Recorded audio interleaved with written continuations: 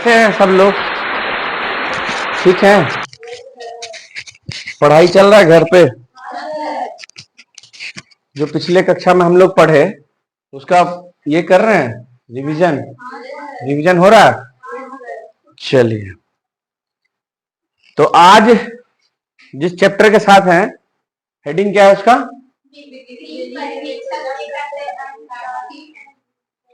यानी sales supervisor के duties and responsibilities क्या हैं, आज हम लोग इस पे चर्चा करेंगे। सेल्स सुपरवाइजर से क्या समझते हैं? बिक्री पर्यवेक्षक का मतलब क्या होता है?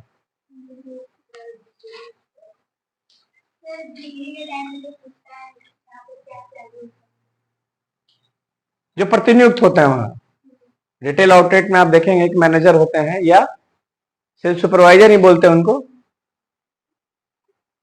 वो मुख्य काम उनका क्या है, इस पे आज हम लोगों को चर्चा करना है कि हम लोग वो आखिर क्यों है, किस कार्य के लिए है और क्या उद्देश्य है उनका। ठीक है, तो हमने यहाँ पे लिखा है बोर्ड पे, बिक्री पर्यवेक्षक के कर्तव्य एवं दायित्व।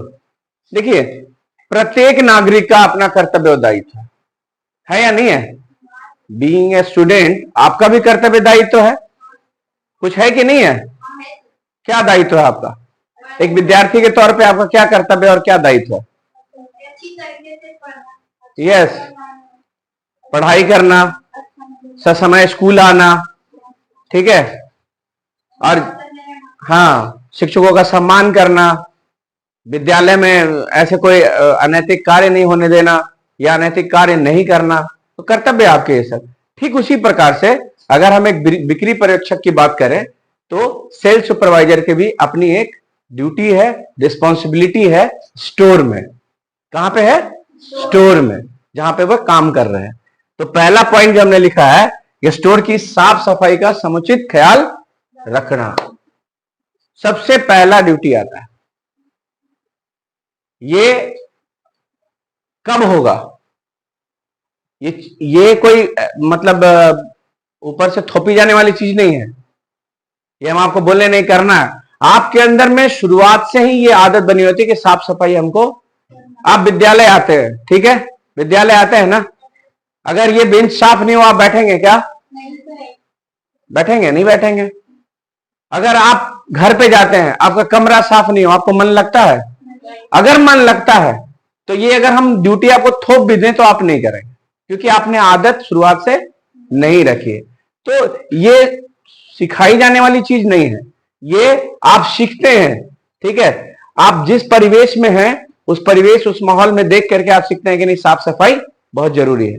गंदे संदे अगर कोई आपके पास आ जाता है तो अच्छा लगता है आपको क्या? तो उसी तरह से जहां आप काम कर रहे हैं तो काम का स्थान भी साफ सुथरा होना चाहिए।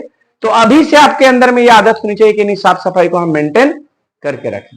और ये बहुत ऐसे आप अपने प्रधानमंत्री को देख लीजिए, स्वच्छता पे जोर देते हैं ना, मोदी जी जोर देते नहीं देते हैं? सबसे पहला टारगेट है खुद स्वयं झाड़ू लेकर के लगाना शुरू। ठीक है, बहुत से लोग कहते हैं विरोधी वाले की ये उनका एक एजेंडा है, ड्रामा है, नौटंकी है, पर आदत है उनकी, वो शुरुआत से ही।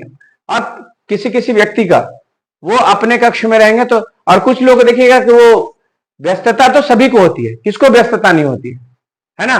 तो आपको ऐसा भी नहीं होना है कि हम बस अपना काम कर रहे हैं, आपका बिक रहा है ना, बिक्री करके दे रहे हैं ना सर, तो ये एक्टिविटी आपके अंदर में नहीं होनी चाहिए। एक बिक्री पर्यवेक्षक, अच्छे बिक्री पर्यवेक्षक के तौर पे सबसे पहला हमने दिया पॉइंट कि आपको साफ सफाई का ध्यान स्टोर में रखना है। उसके बाद क्या है?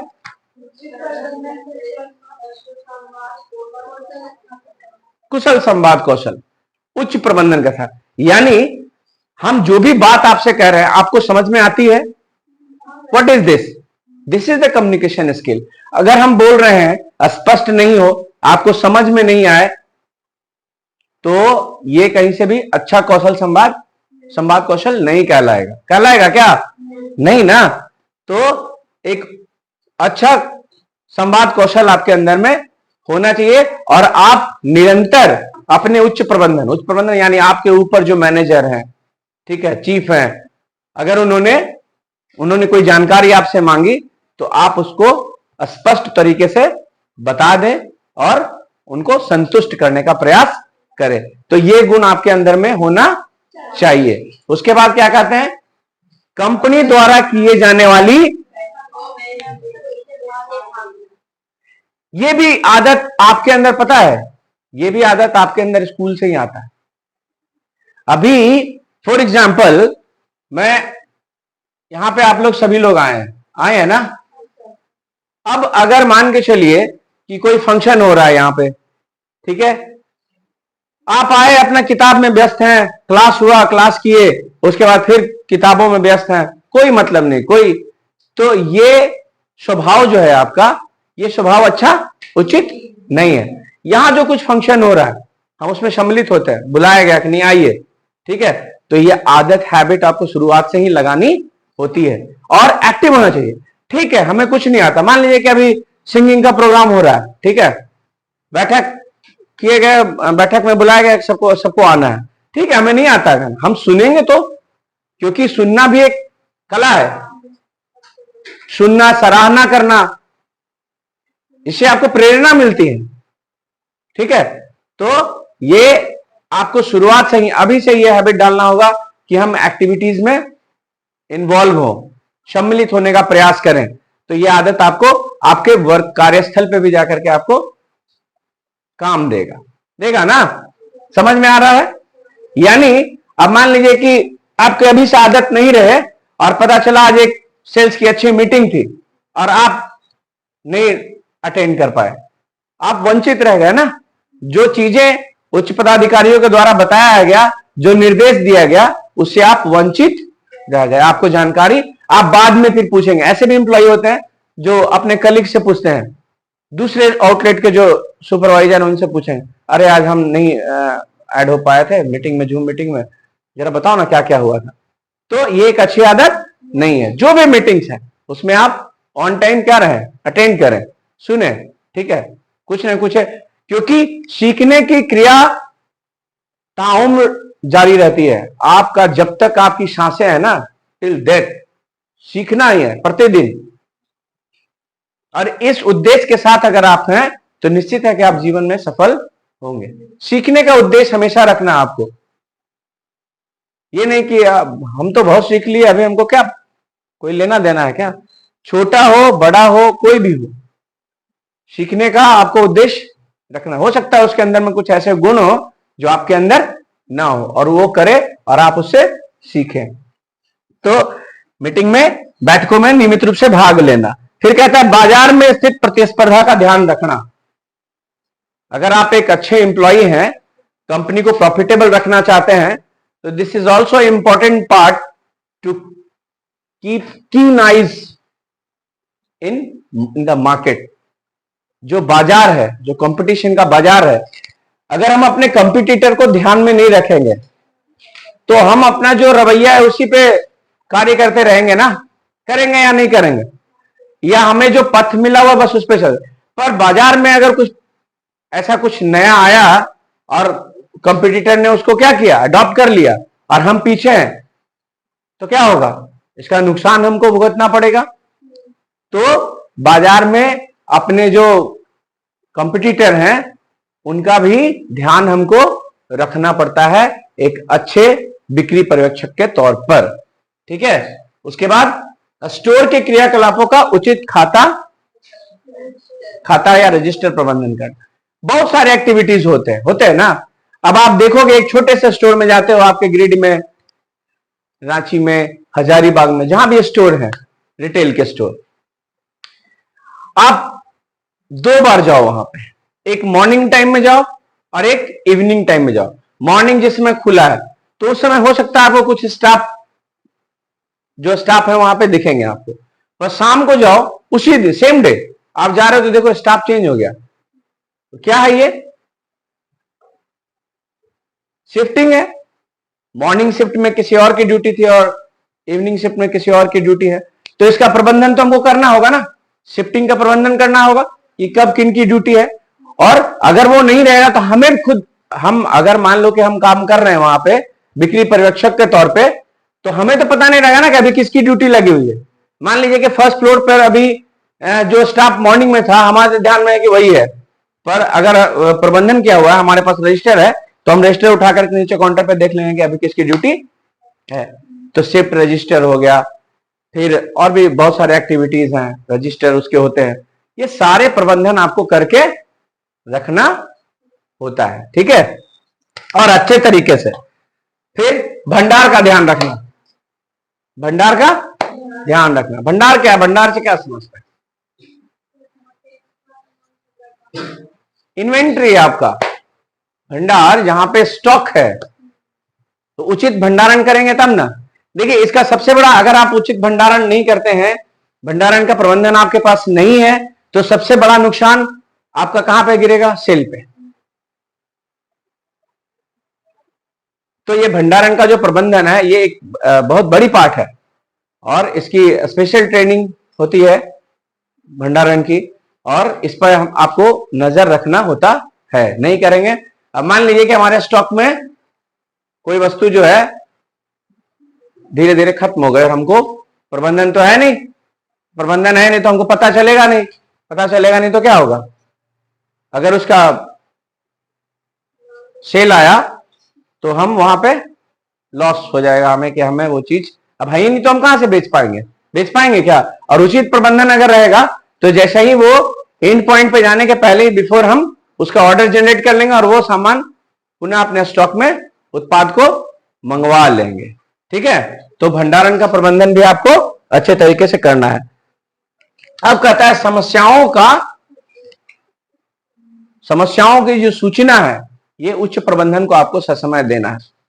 देखिए समस्याएं बहुत सारी होती है, ठीक है, तो समस्याओं का भी अपना एक कैटेगरी है, लेवल है। कुछ समस्याएं जो है, जो आप अपने स्तर से निपटा सकते हैं कहीं भी, पर कुछ समस्याएं जो है आप ऐसे एज एग्जांपल आप अपने पे ले लो इसको। आप क्लास में रहते हैं, छोटी मोटी बात आपके बीच में होती है तो आप अपने में निपटा लेते हैं ना, बस जब यही बात मेजर हो जाता है, बड़ी हो जाती है, तो आप कहां जाते हैं? प्रिंसिपल के पास एप्लीकेशन देते हैं कि हमारे साथ ऐसा हुआ, ऐसा हुआ, होता है ना। तो ये आप यहीं से, ये चीजें आपको यहीं से मिलती है, विद्यालय से ही, कि आप अपने स्तर पे है तो निपटा लीजिए उसको। अब एक छोटा बात के लिए लेकर भी हम अगर वहां पहुंचते हैं, तो ये इसका मतलब कि हमारे अंदर में प्रबंधन नहीं, ठीक है, प्रबंधन के कोई भी गुण नहीं है। तो पर समस्या की जानकारी आपको वहां तक आपने कर लिया, अच्छी बात है, आपने निपटारा कर लिया, लेकिन समस्या की जानकारी आपको उच्च प्रबंधन को देना है, ये बनता है आपका, ठीक है। उसके बाद क्या है? स्वयं को नई तकनीक और नई उत्पादों से की जानकारी से आपको क्या करना है? लैस रहना है। ऐसा नहीं कि कुछ उत्पाद हमारे पास आए हैं स्टोर में और हमको इसका कोई आइडिया नहीं है। अब कस्टमर ने जैसे ही उस पर क्वेरी किया तो हम क्या हो गए? साइलेंट मोड में हो गए, क्योंकि हमें हमारे पास जानकारी नहीं है। तो ये बिल्कुल जरूरी बात है कि आप अपने आप को हमेशा तत्पर रखें, और नई कोई मान लीजिए तकनीक आया, कोई नया सॉफ्टवेयर आया आपकी कंपनी में, तो उससे भी आपको आपके पास जानकारी उसकी होनी चाहिए, उत्पादों की कंप्लीट जानकारी आपके पास होनी चाहिए, कि जब भी जिस भी समय आपको कहा जाए आप उसको डिस्क्राइब कर सके। तो ये एक बहुत बड़ी बात है, और ये प्रतिदिन, और ये कब आएगा आपके अंदर में? जब आप सीखने का उद्देश्य रखेंगे। अरे हमें तो पता है सब, ये अहंकार आपको ले डूबता है। ये जो अहंकार है ना कि हमें तो पता है, तो ये दिमाग से निकाल दीजिएगा, ये एक बहुत बड़ी बात है, इसको रिमूव कर दीजिए। पता नहीं, हो सकता है कुछ नई चीज है, वही पुराना प्रोडक्ट है, लेकिन उसमें कुछ नई तकनीक के साथ उसको लाया गया है, तो आपको जानना पड़ेगा, देखना पड़ेगा। नहीं देखेंगे तो फायदा नहीं होगा, ठीक है। अब लास्ट में हमने एक लिखा है कि समूह कार्य के निष्पादन में सुदृढ़ होना। ये समूह कार्य से क्या समझते हैं? समूह कार्य से क्या समझते हैं? What do you mean by team work? Team work क्या है? अंग्रेजी में आता है सबको, नहीं हिंदी में समूह वर्क बोलते हैं तो नहीं समझ में आता। टीम वर्क क्या है? अभी आप लोग जितने लोग बैठे हैं क्या है? एक टीम है। तो अगर किसी काम को हम दें तो सबका एफर्ट उसमें आएगा और वो काम जल्दी से हो जाएगा। होगा या नहीं होगा? होगा ना। और अगर हम यही काम दे दें अकेले ज्योति को, अकेले दे दे सुरभि को, टाइम लगेगा। काम तो होगा लेकिन टाइम लगेगा।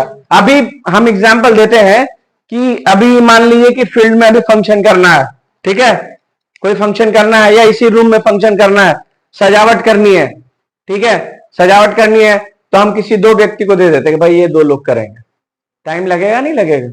और अगर हम पूरे इस क्लास को दे दें और डिवाइड कर दें, आपको कार्य का बंटवारा भी कर दें कि सुरभि आपको जो है वॉल पे जितना पेंटिंग का चीज है उसको देखना है, आपको नीचे फ्लोर का देखना है, पर्टिकुलरली अगर हम दे दे सबको, तो क्या होगा? विद इन 1 आवर ये क्लास क्या हो जाएगा? बशर्ते कि सारे लोग निपुण हो अपने काम में और तत्पर हो, काम करने के लिए एकदम तत्पर कि नहीं।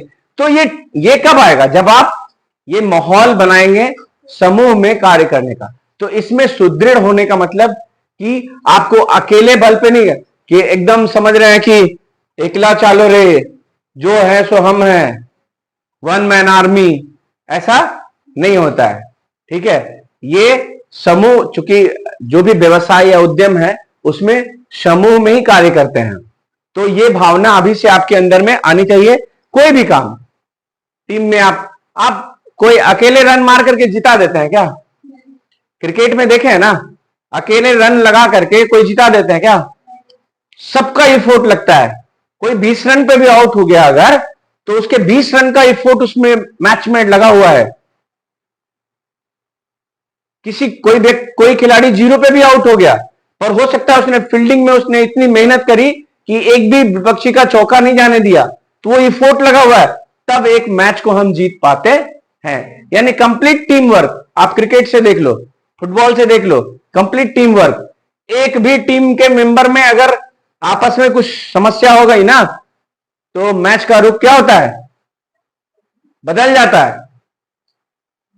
तो ये भावना अपने टीम को आप देखेंगे, अच्छे अच्छे स्टोर में मैनेजर का आदत होता है कि सुबह सुबह सबको बुला करके एक जगह और क्या करते हैं? गेट टुगेदर होते हैं, उनसे हाल चाल लेते हैं, ठीक है, और एक नई ऊर्जा देते हैं कि आज ये टारगेट हमें लेकर के चलना है और आज अपने लक्ष्य को पूरा। आप उद्देश्य अगर नहीं बनाएंगे वहां पे, तो फिर कार्य का होना संभव नहीं है। प्रतिदिन आपको अपने उद्देश्य बना, पूरे मंथ के सेल टारगेट को हम एक दिन में कोई करता है क्या? नहीं करता है ना। प्रतिदिन थोड़ा थोड़ा प्रयास करते हैं, तो आपके पास एक अच्छी टीम है और आप टीम के साथ काम करके उस लक्ष्य को हासिल कर सकते हैं। ठीक है, लिख लिए सारे लोग?